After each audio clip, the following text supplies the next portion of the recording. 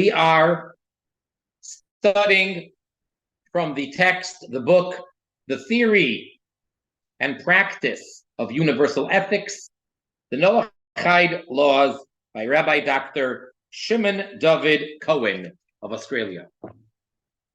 We are currently in the second section of the book, part 2. We are in chapter 7,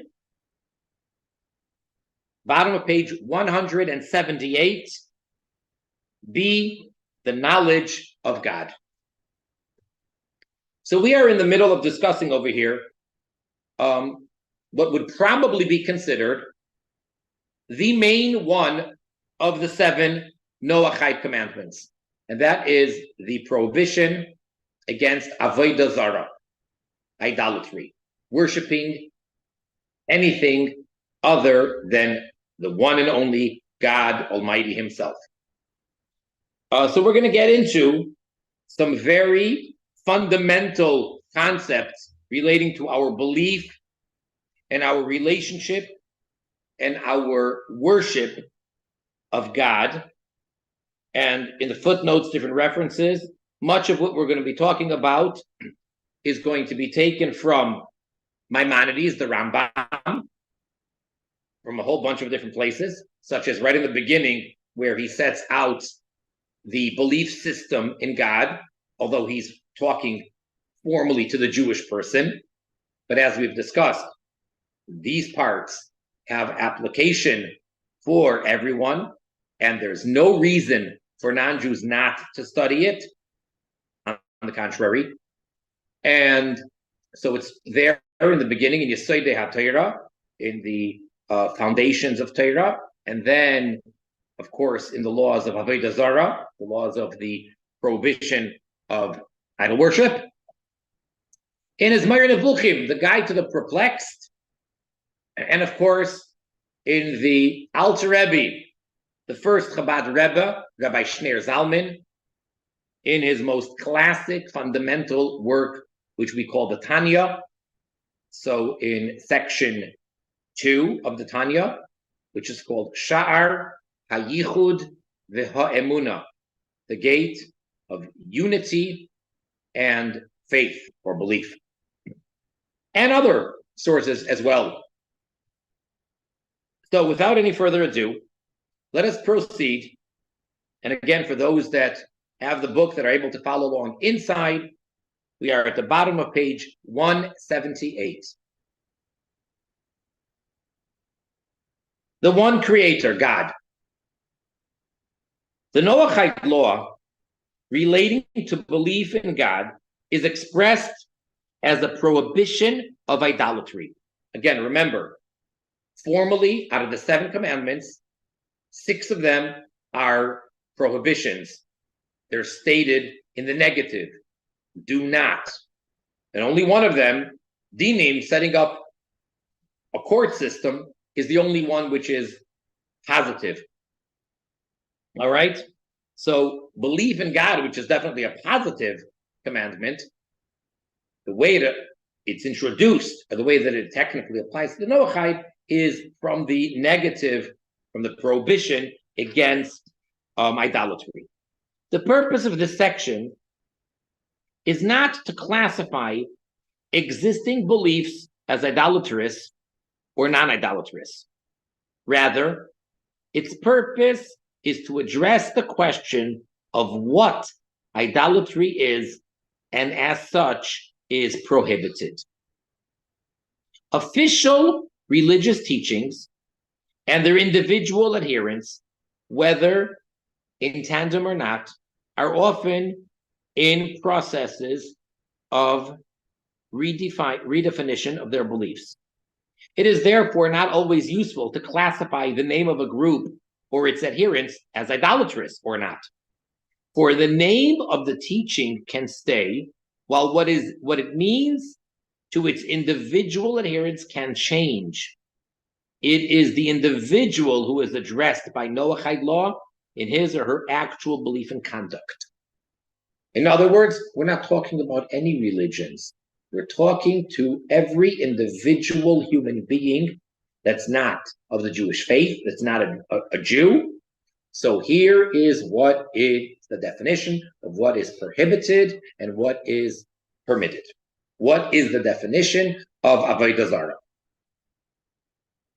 God, who is the source of true values and whose attributes translate into these values, and upon whom one must consequently be focused in order to resonate with, to imitate these values, is one. All right, so that's the first thing. Now, it's very, very deep, and we're going to take it step by step over here. But the first thing we have to understand is God is one. Or let's make that general statement before we even understand really what that means. And we're supposed to imitate him, as it says, that the human being has natural attributes. We have certain natural character traits that are part of our behavior or part of our personality, our character. And they're considered in the heart. They are actually a reflection or a result, a down chain of the way it is up there in God's attributes. He created for himself attributes. He made tools with which he creates worlds, and those tools are attributes such as kindness, mercy, compassion, etc. So we are supposed to imitate him. And we're supposed to be compassionate like God is. We're supposed to be kind like God is, etc. So, for example, we find in the Torah, in the Bible, that God visits the sick. We're supposed to emulate that, imitate that, and do the same. He clothes the naked. We're supposed to do the same. He feeds the hungry. We're supposed to do the same, etc., etc. But this God, who may have a bunch of attributes and a bunch of different descriptions, it's crucial to know that he is one. This oneness is expressed both A, in regard to God himself, whose existence is one, and B, in terms of the Creator's dominion over creation.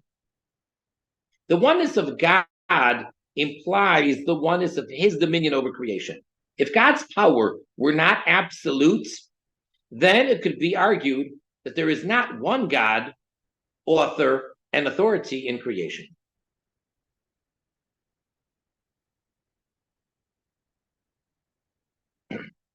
The concept of God possessing attributes, in plural, which mystically explained, translate into the Noahide laws.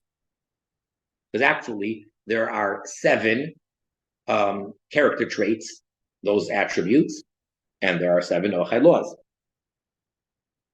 Is not in contradiction to the oneness of God in himself. How so? If there are 7, that means he's comprised of different parts.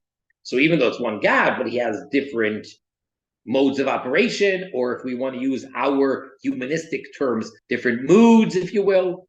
So how is he absolutely one? No contradiction. For these attributes, such as love, justice, and mercy, are not God, but rather instrumentalities created by God, through which he has chosen to relate to the creation. So in other words, if you open up the Torah, the Chumash, the Bible, the written, and it says over there, and God got angry. Unlike what it sounds when a human being gets into a certain mood and is triggered and gets angry, God is simply speaking in our terms so we can relate to it. But actually, he's beyond love and anger and mercy, etc., beyond any description. He simply uses these instruments, these tools, if you will. They are called attributes of God only in the sense that God chose to act in the creation via these qualities. When God employs these attributes, they take on a transcendently godly quality. So now those attributes become godly.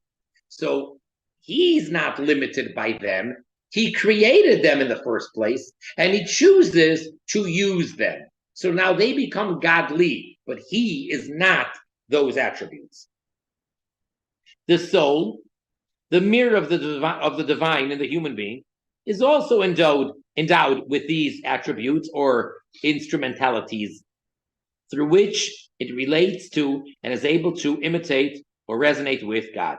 All right, so talking about the soul, for sure, the Jewish soul, he's making it sound like it's the human soul. I'm not so sure, but let's for a moment talk about the neshama, the Jewish soul. It works the same way in a sense as it does by God, to some degree, meaning there is no way to describe the soul. The soul is not made up of intellect and emotions. It is, but that's not the core essence of the soul. Those are but vessels or instruments of how the soul expresses itself. So therefore, we imitate God. The attributes of God are instruments which have been created by God for the conduct of the creation.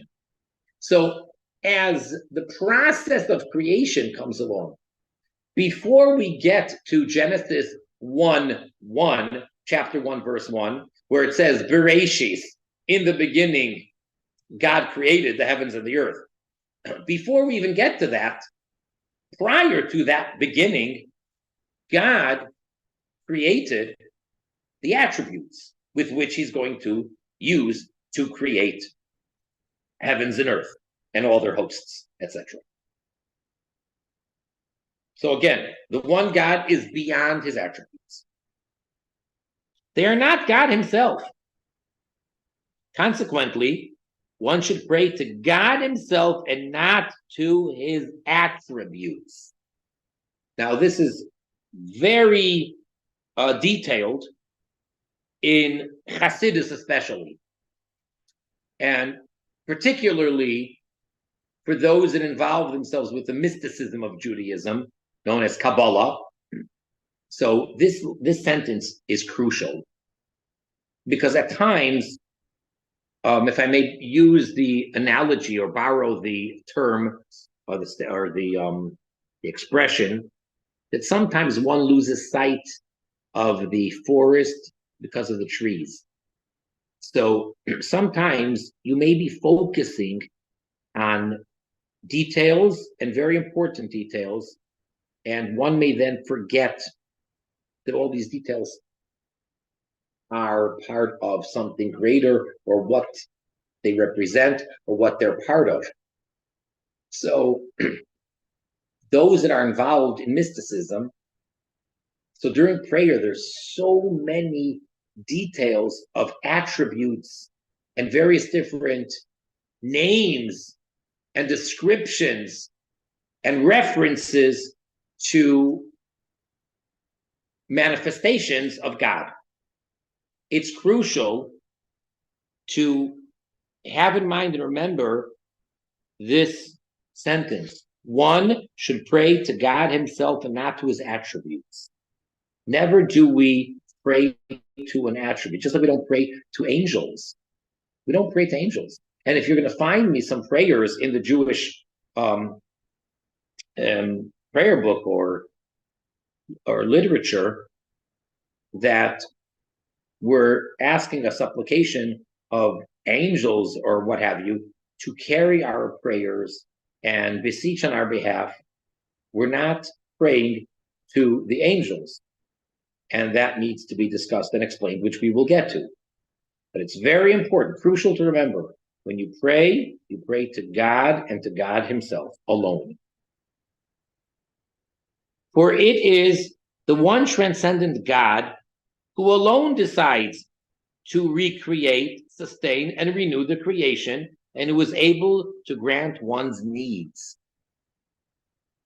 This is true whether these are regular requirements, such as continued health and livelihood, or exceptional requests, such that a woman who is bearing bear a child, or that a drought break.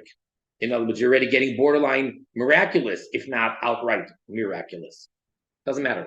Whether you're asking for regular things that we call natural, that we want to continue having good health, want to continue having all of the quote unquote blessings that God has bestowed upon us, health, sustenance, etc., or whether you're asking for something which is supernatural or miraculous or borderline above nature, doesn't matter. The only one you turn to and the only one you pray to is God and God himself. Very important.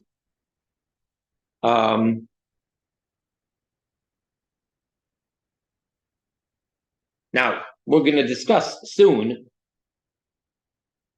about the Noachide with the concept of shituf, which we'll get to. But ideally, this is the ideal for everybody, including for the Noachide, because this is the truth. So why settle for less than the truth?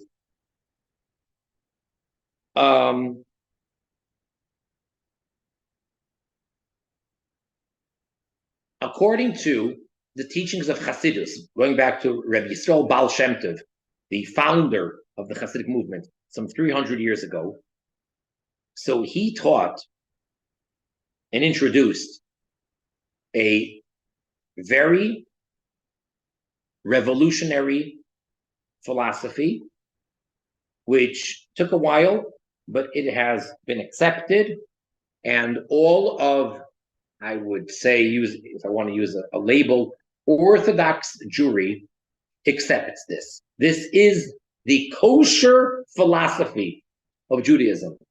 And that is that God is, quote unquote, actively creating the world from absolute nothing and non-existence and making it exist as we see it, as we're part of it, every single moment.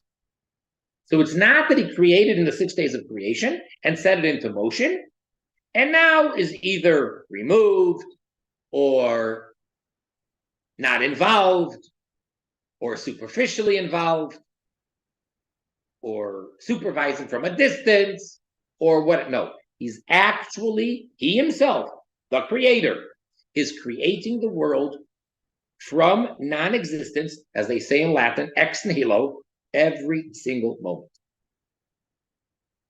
And he alone. Now, he has a lot of tools that he uses. That's fine. But don't get confused and don't think that the tools are anything other than that. So we have all sorts of analogies and parables and examples that we give. And some are helpful, but then you have to be careful because sometimes it's only for a certain aspect that we want to talk about. For example, you have a company, you have the CEO, and then you have the down chain of the hierarchy and the whole thing, how it works, managers, heads of divisions, the whole business. Now, you're a simple person who's got a simple job. You not only need not go to the CEO for everything, it would be disrespectful and you would be bothering the CEO, and you actually might get yourself fired for being a nuisance and not following the proper protocol. You need to send an email, you need to send a memo, and if it doesn't get taken care of by your immediate supervisor, then there's a system in place, then you go to the one above him. When you need a new pencil sharpener, for those that still use pencils, or pardon me for this example, but when there's paper towels missing in the bathroom, when there's a stuffed toilet, you don't go to the CEO. This is a huge multi-millionaire company, multi-million-dollar company. There are thousands of employees. There's a hierarchy. The CEO is the boss of all bosses. So one may think mistakenly that that's how it works with our relationship and interaction and prayer to God. I don't want to bother him. He's in charge of everything. Who am I and what am I? And it's really not a matter of life and death right now.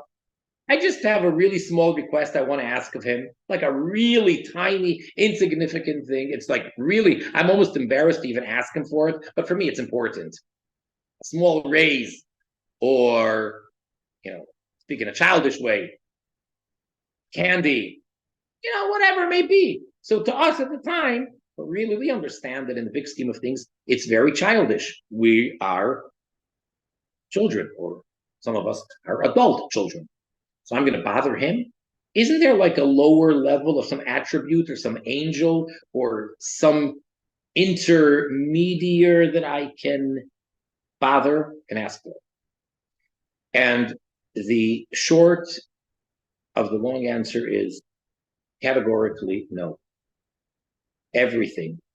God is beyond being bothered and worrying about taking up his time and his energy, etc. He's not a human being that's a CEO of a company.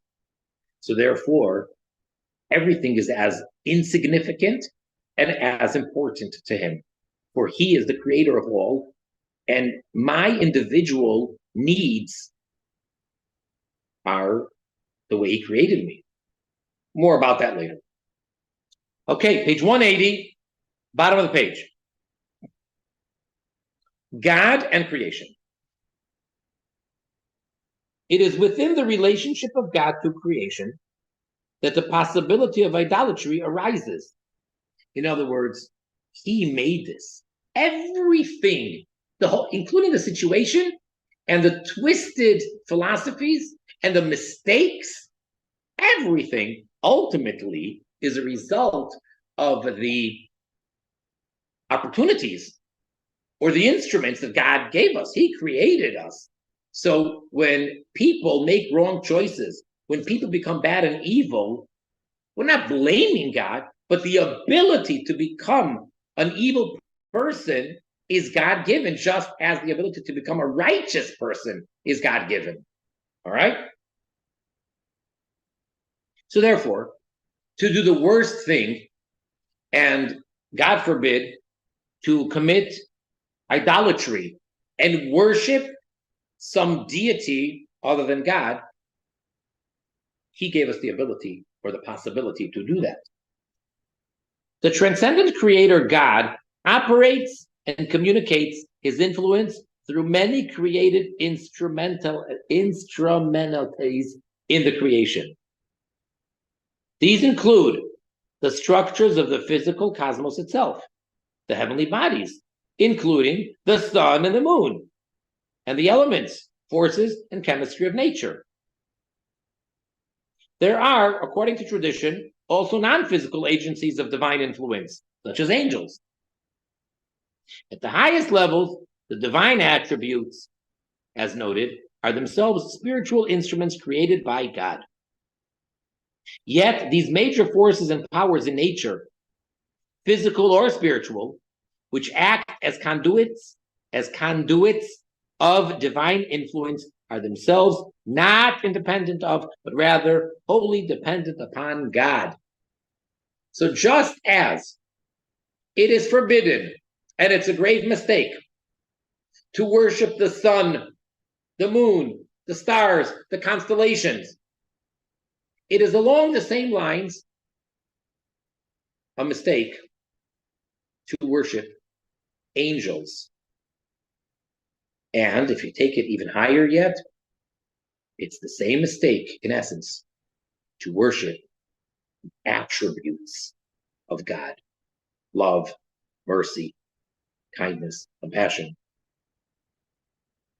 Same thing.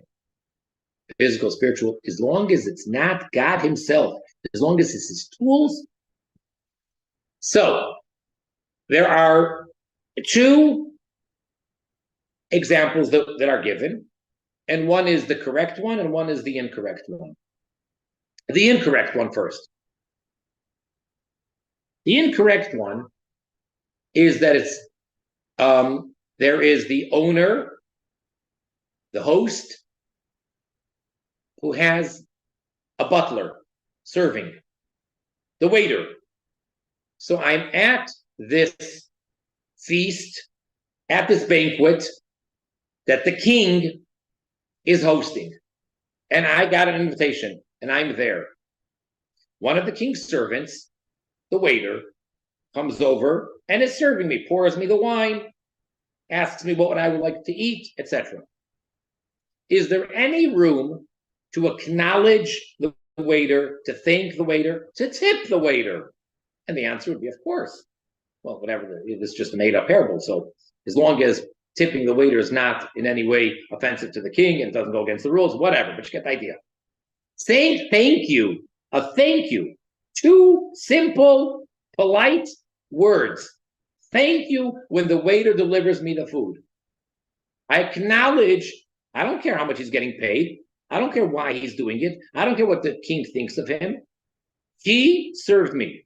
When I say thank you, I am not implying that I think that he's the king or that I think that he is the one who invited me or whatever. He's a human being and he has a choice. He didn't have to give me the food. He didn't have to give it to me in such a nice way. He didn't have to smile, etc. So I thank him.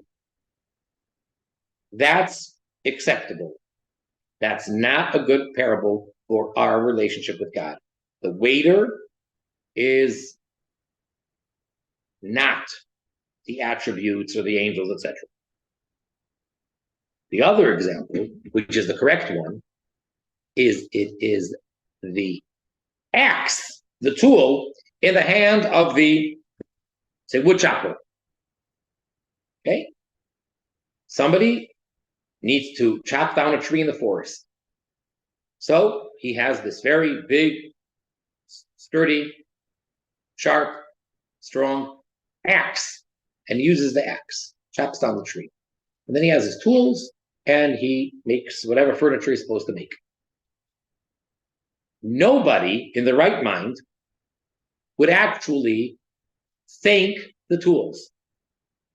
At best, you will praise the wood chopper or the craftsman that he knows how to deal with these tools, or the manufacturer made good tools. Tools have no choice. Tools have no life, unlike the waiter. So the waiter is not a good example because the waiter is a human being who has a choice whether to obey the king or not. He may lose his life if he decides to disobey, but he still has the choice. Whereas the tool has no choice.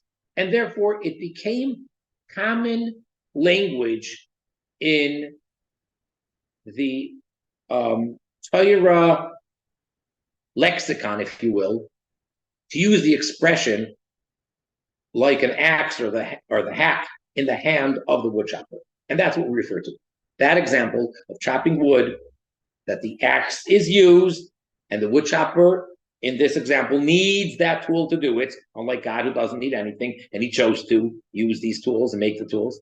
The wood chopper needs the tool, but the tool has no choice of its own. Okay. When one contemplates the relationship between the transcendent creator God and these powers or agencies within creation, there are three significant general perceptions of the relationship between God and creation. They relate to God's dominion over creation. One is a perception of unity. The second is a perception of partnership, and the third is idolatry. So the first one is the true one. The first one is the ideal one. The first one, Jews have, well, can't say no choice, but Jews must exclusively follow the first approach of unity of God. For the Noachide, as we're discussing now, they should also be on board, and they should also exclusively follow the one of unity. Partnership for a Jew is idolatrous. For a Ben Noach, it's controversial if it's idolatrous or not. It's surely not good, not ideal, but whether it's technically transgressing is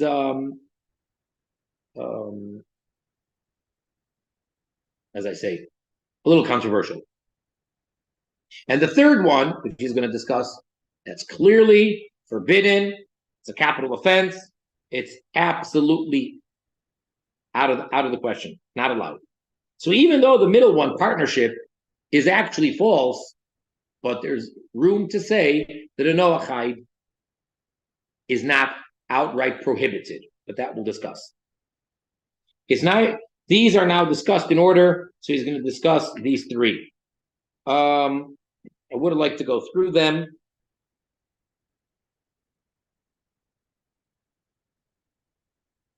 So let's at least start the first one. Okay, this is the true one. This is the ideal one. This is the way that we're supposed to view God and the relationship between us, the creation, and God. The unity of God. Bottom of page 181. As mentioned above, the possibility of idolatry enters in the dimension of the relationship of God to creation. The view which most negates idolatry and represents the deepest level of the perception of the unity of God is that any and all powers within creation are in fact absolutely, using the Hasidic term, batel. Beis tes lamed, batel, which we translate as nullified to the transcendent God. In other words, they don't really exist. They only exist because God chooses them to exist. But nothing really exists outside of the one and only God. So all of existence is, so to say, a relative existence. It exists because God created it. But it is, at all times, in every situation, in truth, it is nullified to God. That is to say, everything in creation, including the greatest powers, physical and non-physical, is metaphorically nothing more than, this is what we spoke about, an axe in the hand of the woodchopper. It is this view which, while acknowledging nature and creation as reality, God created them. There is a sun, there is a moon, and he actually does let the flow of energy come through these constellations, and there are laws of physics that he created, etc., etc.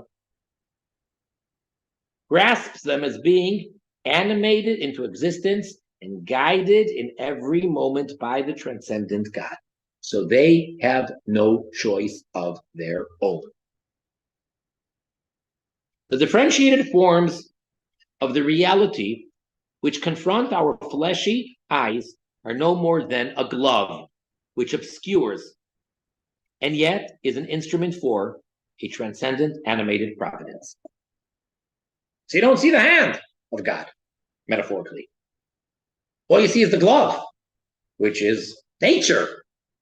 And you could be a great scientist and understand how things are working and be so knowledgeable and somehow fail to see that it's the hand of God. This is the import of the words of the verse first communicated to the Jewish people at Sinai. Shema Yisrael, Hashem Elokeinu, Hashem Echad. Whereas they translate into English, Hear, O Israel, God our God, God is one. This means that in all the multiplicity of nature, there is one single, transcendent, animating, and unifying source of everything. The ongoing creating and sustaining act of God. He stops for a moment, the thing does not exist. The oneness of God's providence and dominion over creation is such that there is really nothing but him. So that is the truth. Because we always go back and forth. He created a world, so is that reality? And then we say, well, no, nothing is outside of it.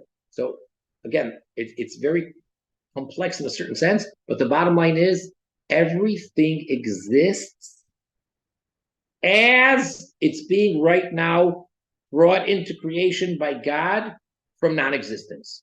So it does exist, but not the way we perceive it.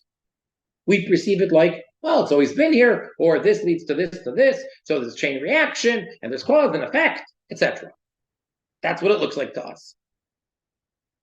That's in our terms. That's not really, it is because God made it cause and effect, and that's how it appears, but that's not really the correct way to view it or to express it. The correct way is that God is creating it from absolute nothing right now.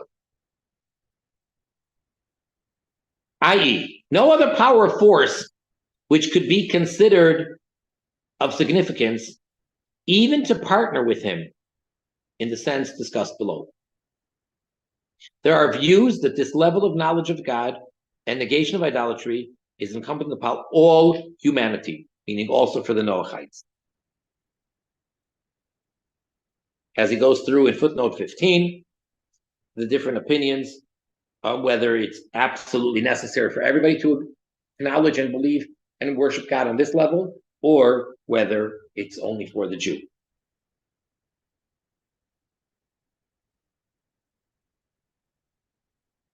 Okay, let's see the footnote. I know it's getting late. Okay, this is the view that it does apply to everybody of the Sefer HaChinuch. Sefer HaChinuch is one of those that codified all 613 commandments. So in his list of the 613, the mitzvah 417, number 417 out of the 613, is just this: learn from the verse, Hear, O Israel, explaining that the reason for this commandment is understood, for it is the foundation of the faith of all humanity and the powerful pillar upon which the mind of every understanding person rests. And as we've mentioned, I haven't mentioned in a while, but I've mentioned a number of times, what I think is amazing little piece that it's brought down in Likutei Sichos, in the essays and the talks of the Rabbi Melech HaMashiach, volume 26, which is the main 7 mitzvahs talk. And over there, it brings down the footnote, the story with the Chida, who lived 400 years ago, that he met an individual, a non-Jew, and after interrogating him, if you will, saw that the man was very sincere, and he instructed him how to pray, and he told him to say the Shema every morning and every night. Now, I think that's incredible because the Shema is one of the 613 commandments, and that's clearly given to the Jews. And not only that, but the opening words are Shema Yisrael, Hear, O Israel. So one might think that's exclusive to Israel, and yet the Chida instructed this Noachite to say the Shema Yisrael twice a day. So here, the Sefer HaChinuch as well, learning from that verse, says that it does apply to everybody. The Minchas Chinuch on the Sefer HaChinuch, okay, there is a whole book, a very, very long commentary on the Sefer HaChinuch. The Sefer HaChinuch is basically 613 paragraphs, each one describing a mitzvah.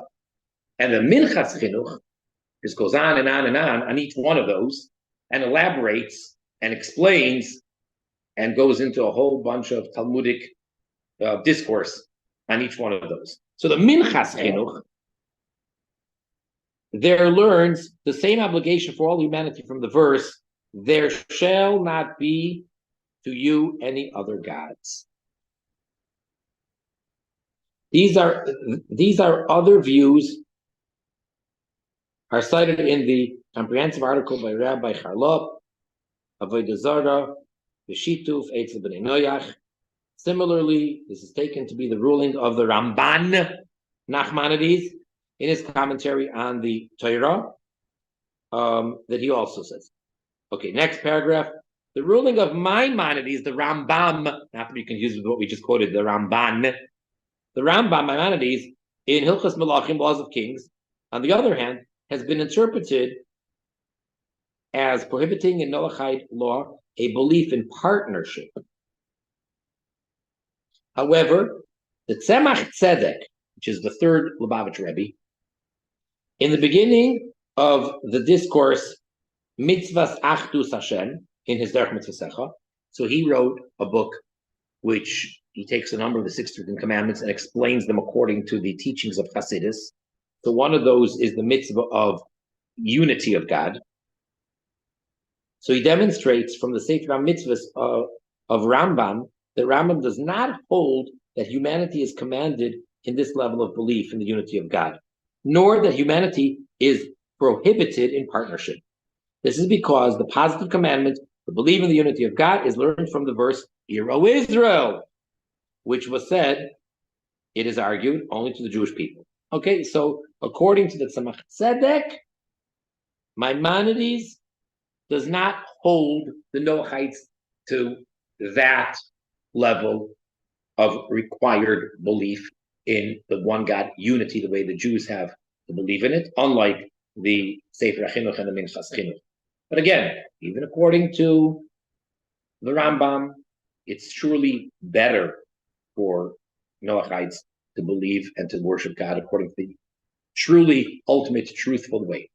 So we'll leave for next time the other two parts, the partnership one, what that is, which is forbidden for a Jew, and then, of course, the idolatry one, which is forbidden for everybody categorically. And now let's open up for questions, comments, anything. Please, anybody. James Gusto. James, go ahead. Hi, Rabbi Turin. Thank you. Thank you, Bob, too, for facilitating. I got to collect my thoughts here. Okay, I have been very interested in this Achdus Hashem, the oneness of Hashem. Now, clearly, it's a mitzvah for Yisrael, and I'm assuming that non-Jews could do this as well, but not mitzuvah say. I know mitzuvah, not commanded and does. And we've been learning, I think it's chapter 7 in the Tanya, in Lukatei Amar in part 1. You're not supposed to do things, you should do mitzvahs, you should do things only lishma. If you're not doing it lishma for the sake of heaven, you're giving it back over to the other side, to the side of Sitra, the Sitra Achra. I'm trying to figure out how that relates to, say, Achdus Hashem, or maybe any other mitzvah that is not commanded to B'nai Noach. But let's say we do it not commanded yet does. We can still do that lishma, wouldn't you think? Like for the sake of it, because if not, we're giving it over to the other side, and that would be with anything. Like my chickens, for instance, we shoo away the mother bird. I would think I would need to do that lishma. If I do it for the sake of anything else, I'm still giving it over to the klipa. So first of all, if one were to perform the mitzvah, the commandment, not with the right intention, not lishma, but they're doing it, it is good. It's not that it's going to the klipa. In other words, ideally it should be done lishma for the right purpose. But we have a rule. Hamasa hu ha'ikar. The main thing is to do it. So for example, it says in the Talmud that if someone gives a coin, a selah, a certain large coin, to a poor person, and clearly with the intention, or even makes the declaration that it is in order that my son should live.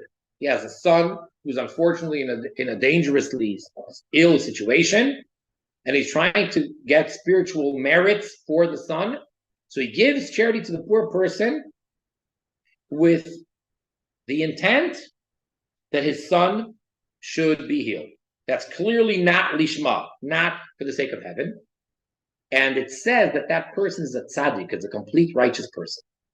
There are various different explanations to that passage, why that is so. But without even going into any of the explanations, the point is that the main thing is that the poor person got the selah. What's the difference? What the giver's intention is. The hungry man received food. So if you feed the hungry, he won't be any more, any less sustained, whether your intention was for the publicity, or whether you just can't stand to see people suffer, or whether you just want to do the will of God. Doesn't matter. As a matter of fact, the less you think about it, the better for the poor man. He says, could you stop meditating on what you're going to accomplish by giving me the food? And please just give it to me already.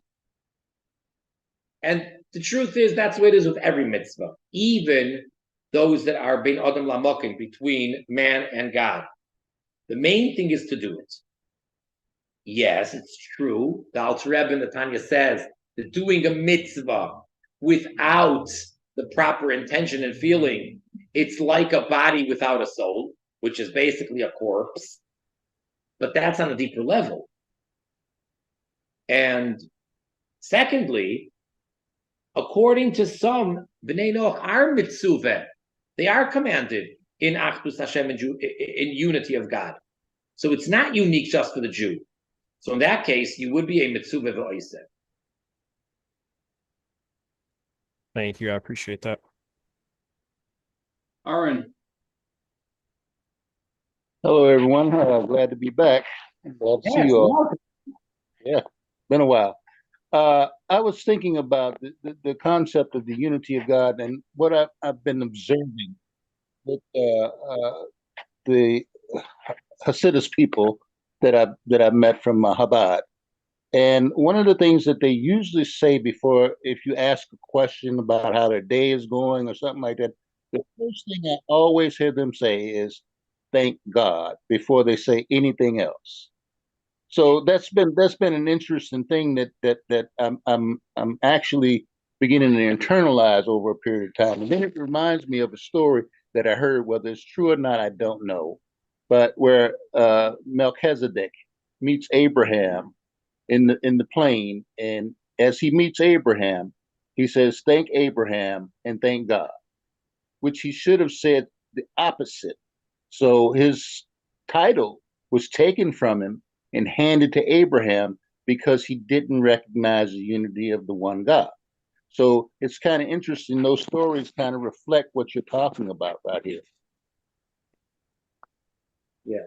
First of all, just for the sake of accuracy, I think it's fair to say that most observant Jews of any influence or any background begin with saying "Thank God." It's not unique for Hasidic Jews, and sometimes. Well, those are the only ones I know. Those are the only ones I know. Fair enough. And sometimes when people ask, "How are you doing? How are you feeling?" and they answer, "Thank God," so you can say to them, "That's great, that's amazing, but it doesn't answer my question the least bit."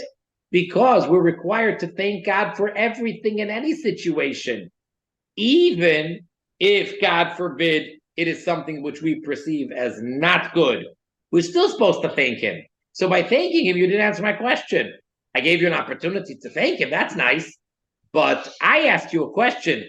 I want to know how you're doing. Tell me you're feeling well. Tell me, I hope it's not what you're going to say, but tell me you're feeling lousy. Tell me this, tell me that. But you didn't answer my question by simply saying "Thank God." That's why you said they start off saying "Thank God," and then they go on to explain what they mean and what the situation is. But oftentimes people are not interested. It's just a polite way to ask a person, "How you doing?" And the guy says, "You really want to know?" I said, "No, I just wanted you to say fine and move on."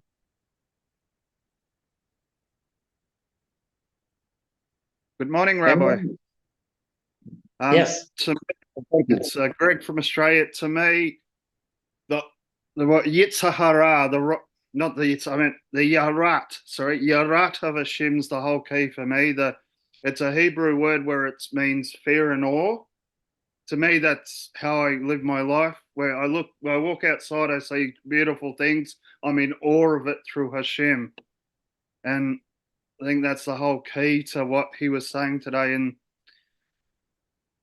But that's the Yarat of Hashem. That's how I live my life. It's all about the Harat. That's one side of the coin. Yes. You know what the other side is? Or it's Yarat and Ahava. Chava. Love. Chava. Yeah. We need Yeah. both sides. We have to have the reverence, the fear, the awe on the one hand, and we have to feel the closeness and the love and the intimate relationship that we have with Hashem. Yeah. Both of them. Yeah. My mystic. Thank you, Huh? Rabbi. I said my mystic. Yep. Yeah. It's sort of like, on the one hand, we call Hashem Avinu Malkeinu, our Father, our King. Avinu Malkeinu. Yep. Yes, Avinu Malkeinu, our Father, our King. On the one hand, he's our Father, and there's a certain closeness that one has or should have in a healthy relationship. And even though you respect your father, you may even fear him, but there's a deep love, and you can kind of get away with things when it's your father. And Malkeinu is the king. You may love your king, but you have that distance, and the main thing is the fear, the reverence you have for the king. And I'll just mention a sort of a joke or whatever, that it was coming up to Rosh Hashanah, the days of awe, the 10 days, Rosh Hashanah through Yom Kippur. And someone was, as is the case often, very, very nervous, trying to get his affairs in order and repent and pray a lot and just try to figure out what to do about all the mess ups of the past year, what have you. And there was someone else who was so relaxed. His friend was like so relaxed. He says, I don't understand. The day of judgment. Imagine you're coming to court and you have this thing weighing over you. Are they going to sentence you? Who knows what? And you're just like so relaxed. He says, you know why? No, why? He says, I'll tell you a secret. What? The judge is my father. So at the end of the day, Avinu Malkeinu. But there's both sides to it. Yep. Toda, Rabbi. Toda. Anyone else? Okay, question. Next Thursday is scheduled to be, I think, the 4th of July. Are we studying fireworks or what? Or are we going to do both? I know in Australia it's already going to be deep into the 5th of July. And Australia, I don't think 4th of July means much. No independence there. But for us here in the United States of America, the good old US of A, are we having class? Let's take a quick consensus of what majority of people want. James, Aaron, Nick, anyway.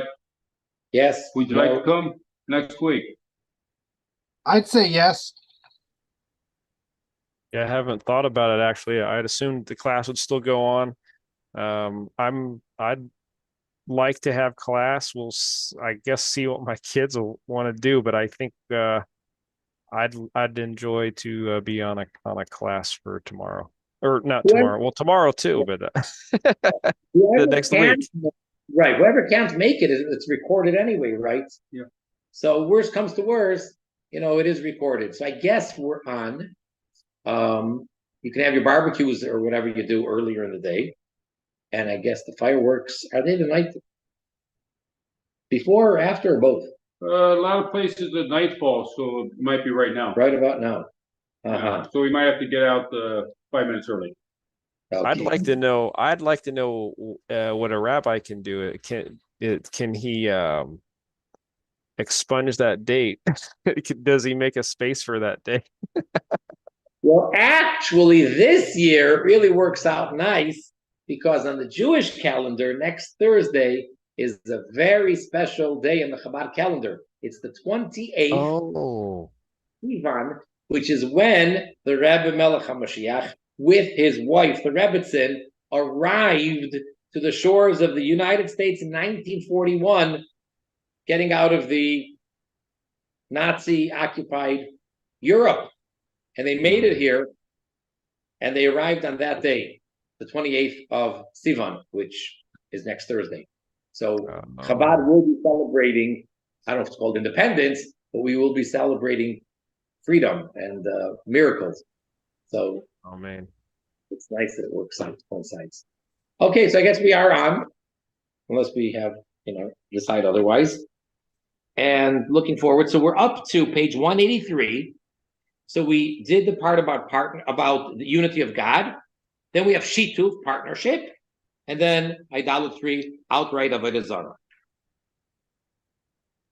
Oh, I've got a quick question, Rabbi Turn. I was miscavin to that on the avodah zarah chapter 1. I thought that was the 3 parts. You have true oneness, then you have shituf, and then mamish, like avodah zarah.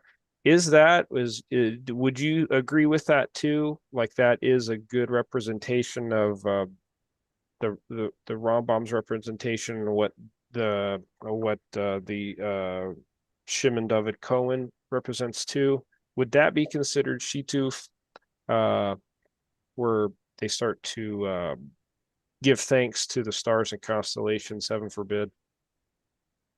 Well, as you may know, James, in the Rambam, in the laws of avodah zarah, chapter 1 starts off in a very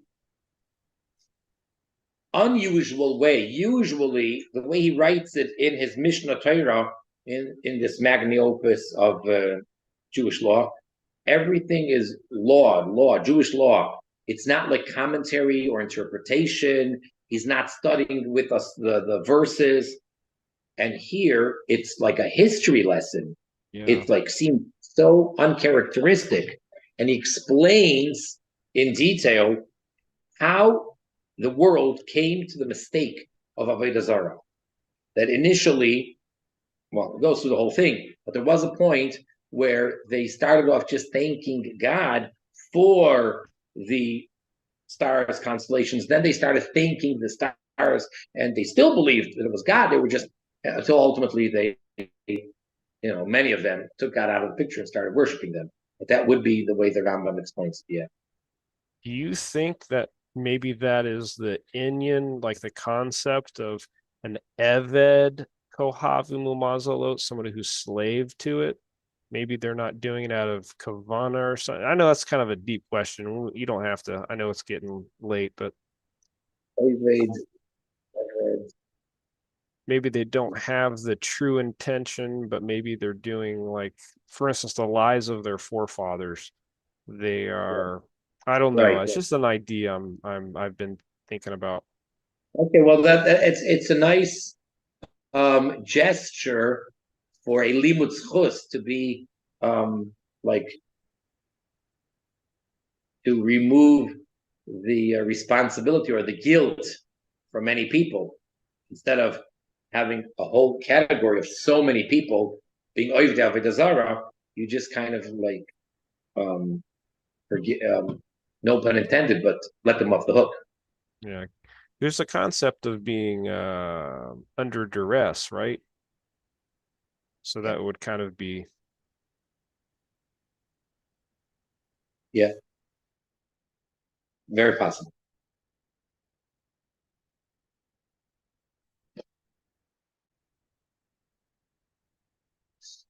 All right, everybody. All the best to all. Until next time. Thank you, Rabbi Turn. Thank you, Bob, and everyone. Good Shabbos. Good Shabbos. Thank you. And good having you back, Aaron. His mic's muted. I'm sure he says thank you. All right. Have a good evening, all.